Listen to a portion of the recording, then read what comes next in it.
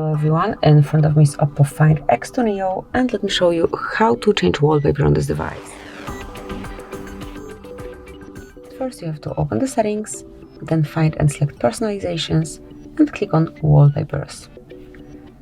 And here let's pick the album from which you want to select your wallpaper. It can be your own photo album, static or live wallpapers. Let me choose one from static wallpapers, for example this one.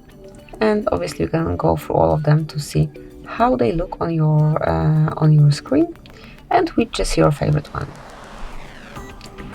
But let me pick this one, click on apply then, and then mark if it's for your lock screen, home screen or both of them. I will choose both. And that's it, this will be all. As you can see, you've got brand new wallpaper on both home and lock screens. Thank you for watching. Please subscribe our channel and leave the thumbs up.